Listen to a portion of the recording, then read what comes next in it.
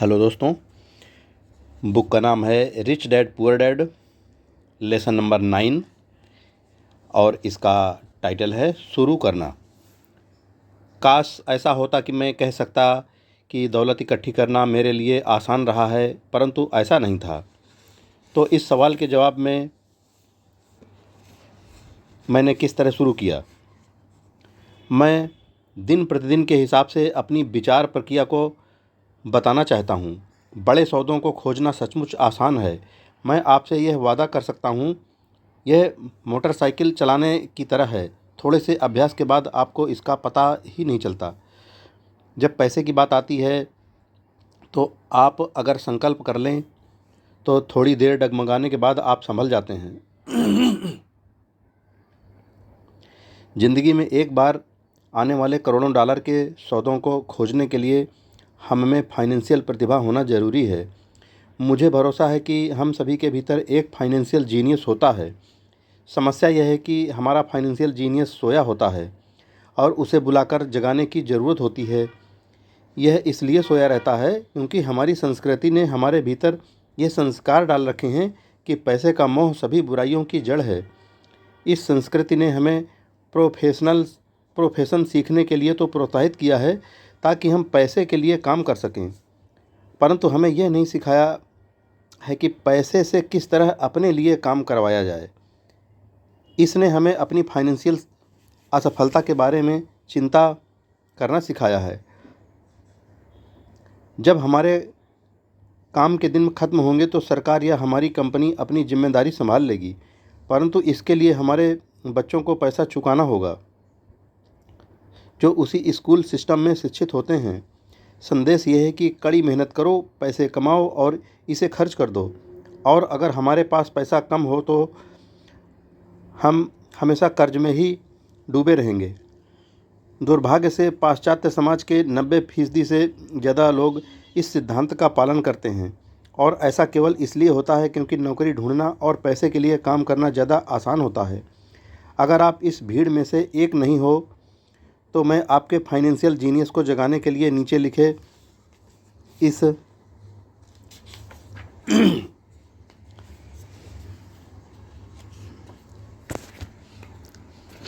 कदम की चर्चा कर सकता हूँ। मैं आपको केवल वही कदम बता रहा हूँ जिन पर मैं चला हूँ। अगर आप इनमें से कुछ पर चलना चाहते हैं तो बहुत अच्छा। अगर आप इन पर कुछ पर नहीं चलना चाहते तो आप खुद के कदम बना लें। आपका फाइनेंशियल जीनियस इतना स्मार्ट होता है कि आप अपनी खुद की सूची बना सकते हैं। जब मैं पेरू में था तो 45 वर्ष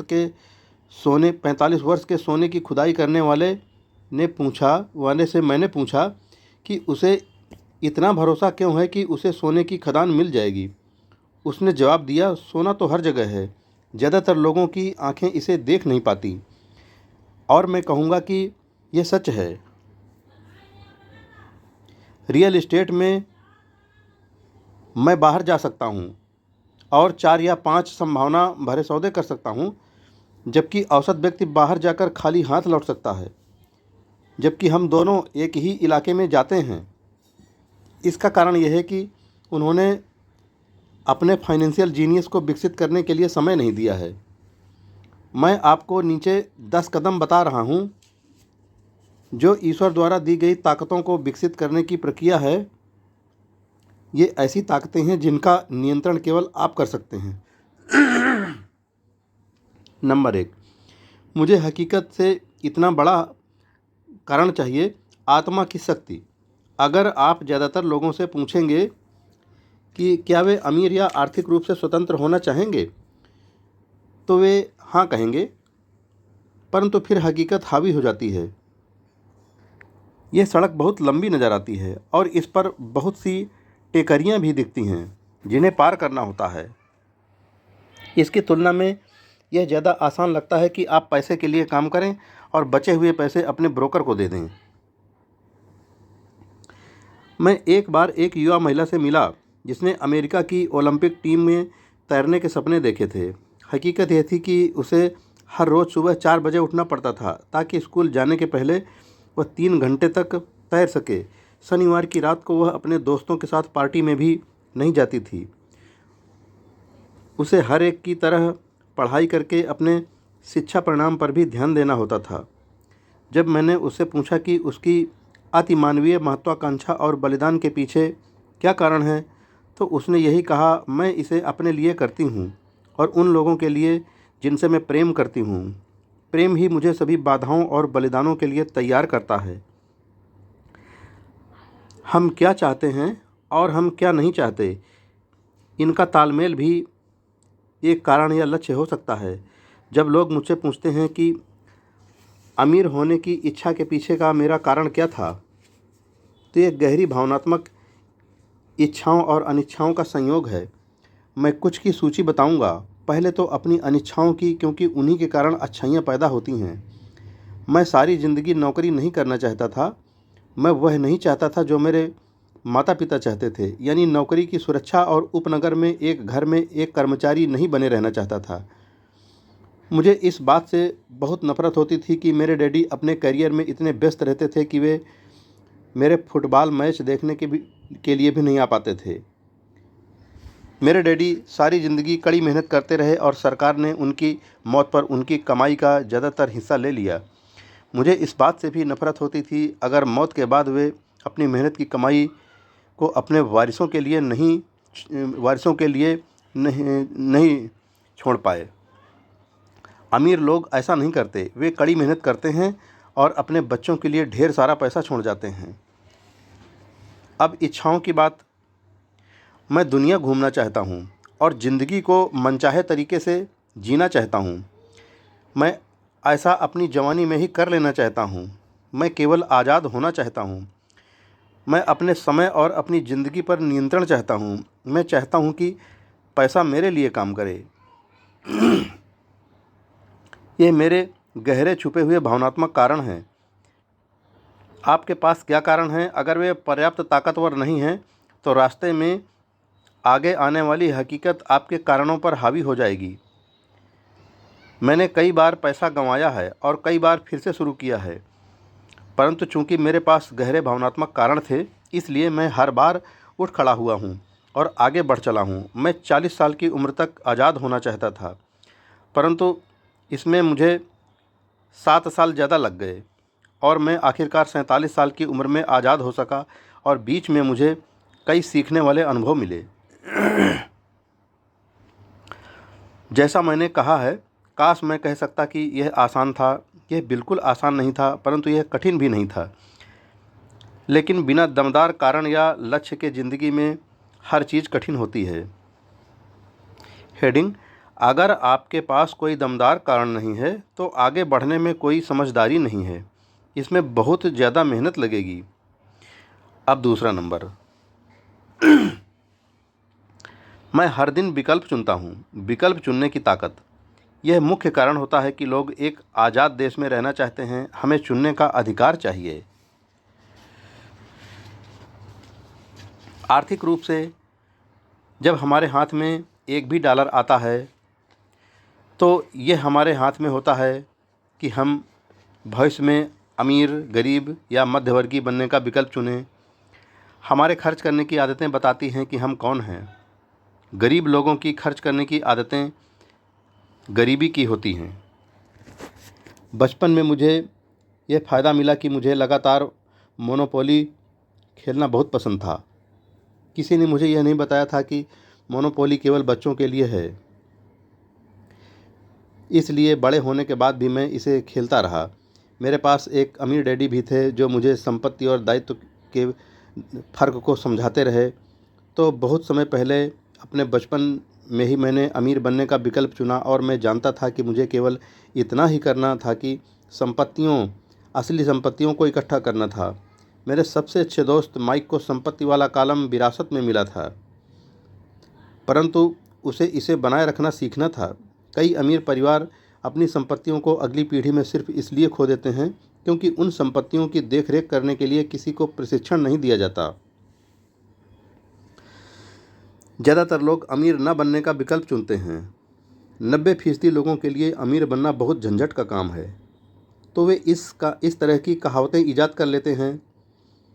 पैसे में मेरी कोई रुचि नहीं है, या मैं कभी अमीर नहीं बनूंगा, या मुझे चिंता करने की कोई ज़रूरत नहीं है।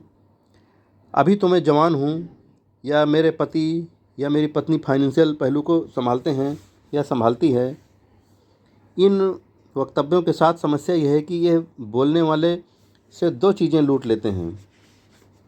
एक तो है समय, जो आपकी सर्वाधिक कीमती संपत्ति है, और दूसरी शिक्षा, सिर्फ इसलिए क्योंकि आपके पास पैसा नहीं है।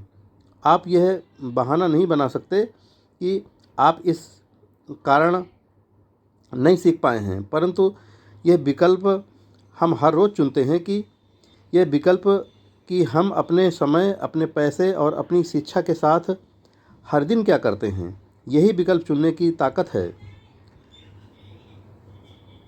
हम सभी के पास विकल्प होते हैं। मैं अमीर बनने का विकल्प चुनता हूँ, और मैं यह विकल्प हर रोज़ चुनता हूँ। अगली हेडिंग है, पहले शिक्षा में निवेश करें। वास्तव में आपके पास जो इकलौती असली संपत्ति है, वह है आपका दिमाग, जो आपका सबसे शक्तिशाली यंत्र है। जैसा मैंने विकल्प की ताकत के बारे में कहा, पर्याप्त बड़े हो जाने के बाद हम में से हर एक के पास यह विकल्प मौजूद होता है कि हम अपने दिमाग में क्या रखते हैं। आप सारा दिन MTV देख सकते हैं, या गोल्फ मैगजीन्स पढ़ सकते हैं, या सिरेमिक्स की क्लास में जा सकते हैं, या फाइनेंशियल प्लानिंग की क्लास में जा सकते हैं। विकल्प आप चुनते हैं। ज़्यादातर लोग बस निवेश खरीदते हैं, परंतु इसके पहले निवेश के बारे में ज्ञान हासिल करने के लिए ज़रा भी पैसा खर्च नहीं करते। मेरा एक मित्र है जो एक अमीर महिला है। अभी हाल में उनके घर पर चोरी हो गई। चोर उनके घर से टीवी और VCR ले गए, और किताबें जैसी की तैसी छोड़ गए। और हम सभी के पास इसी तरह के विकल्प मौजूद होते हैं। एक बार फिर दोहरा दूं, 90% लोग टीवी सेट खरीदते हैं। केवल 10% लोग बिजनेस पर पुस्तकें या निवेश पर टेप खरीदते हैं। और मैं क्या करता हूँ, मैं सेमिनार में जाता हूँ। मैं ऐसे सेमिनारों को पसंद करता हूँ जो कम से कम 2 दिन लंबे हों, क्योंकि मैं विषय में पूरी तरह डूब जाना चाहता हूँ। 1973 में मैं टीवी देख रहा था, और एक व्यक्ति मेरे घर आया। वह 3 दिन के सेमिनार का विज्ञापन कर रहा था कि किस तरह पैसा न होते हुए भी रियल एस्टेट खरीदी जा सकती है। मैंने $385 खर्च किए, और उस सेमिनार की शिक्षा मेरे इतने काम आई कि मैंने उससे कम से कम $20 लाख कमाए होंगे। परंतु इससे भी ज़्यादा महत्वपूर्ण यह है कि इससे मुझे नया जीवन मिला। मुझे ज़िंदगी भर काम नहीं करना पड़ेगा, और इसका कारण होगा वह एक सेमिनार में हर साल कम से कम 2 ऐसे सेमिनारों में जाता हूँ। मैं ऑडियो टेप का भी प्रेमी हूँ, कारण मैं उन्हें तत्काल पीछे कर सकता हूँ। मैं पीटर लिंच के टेप को सुन रहा था, और उन्होंने ऐसा कुछ कहा जिससे मैं पूरी तरह असहमत था। हठी और आलोचनात्मक होने के बजाय मैंने रिवाइंड बटन दबा दिया, और उस 5 मिनट के टुकड़े को कम से कम 20 बार सुना, शायद इससे भी ज़्यादा बार। परंतु अचानक मेरे दिमाग को खुला रखने से मैं समझ गया कि उन्होंने यह बात क्यों कही थी। यह जादू की तरह था। मुझे ऐसा लगा कि मैंने हमारे समय के सबसे बड़े निवेशक के दिमाग की एक खिड़की खोल ली थी। उनके ज्ञान और अनुभव के विराट संसाधनों में मुझे बहुत ज़्यादा गहराई और अंतर्दृष्टि मिली। इसका परिणाम यह हुआ कि मैं जब भी अपने पुराने तरीके से सोच सकता हूँ, और मेरे पास उतनी समस्या या स्थिति को देखने का पीटर का तरीका भी मौजूद होता है। मेरे पास एक विचार होने के बजाय 2 विचार होते हैं। किसी भी समस्या या प्रवृत्ति के विश्लेषण का एक और तरीका, जिसे जानना बहुमूल्य है। आज मैं अक्सर कहता हूँ, पीटर लिंच इसे किस तरह करेंगे? डोनाल्ड ट्रंप या वॉरेन बुफे या जॉर्ज सोरोस? मेरे पास उनकी बृहत मानसिक ताकत तक पहुँचने का रास्ता यही है कि मैं उनकी कही हुई बातों को सुनूं या उनकी लिखी हुई बातों को पढ़ूं।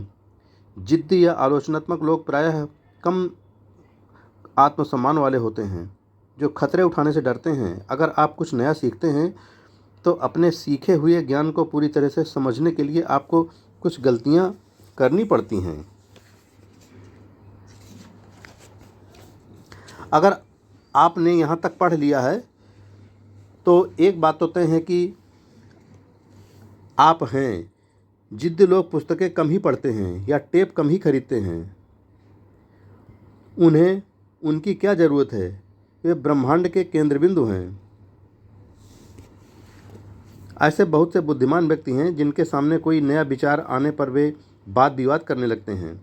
अगर वह नया विचार उनके सोचने के तरीके से अलग होता है, इस प्रकरण में उनकी तथाकथित बुद्धि उनकी हठधर्मिता के साथ मिलकर अज्ञान बन जाती है। हम सभी ऐसे लोगों को जानते हैं जो उच्च शिक्षित हैं या जो मानते हैं कि वे बहुत स्मार्ट हैं, परंतु उनकी बैलेंस शीट एक जगह ही तस्वीर दिखाती है, एक अलग ही तस्वीर दिखाती है। जो व्यक्ति वास्तव में बुद्धिमान होता है वह नए विचारों का स्वागत करता है, क्योंकि नए विचार पहले के विचारों के साथ मिलकर अद्भुत संयोग कर सकते हैं। बोलने से ज़्यादा महत्वपूर्ण है सुनना। अगर यह सही नहीं होता तो भगवान ने हमें 2 कान और 1 मुंह नहीं दिए होते। बहुत से लोग अपने मुंह से सोचते हैं और सुनते समय नए विचारों तथा संभावनाओं को समझने की कोशिश ही नहीं करते। सवाल पूछने के बजाय वे बहस करने लगते हैं। मित्रों, शुरू करना आज इस लेसन का पहला भाग हम यहीं पर पूरा करते हैं। फिर आगे की बात दूसरे भाग में की जाएगी। तब तक के लिए जय हिंद फ्रेंड्स।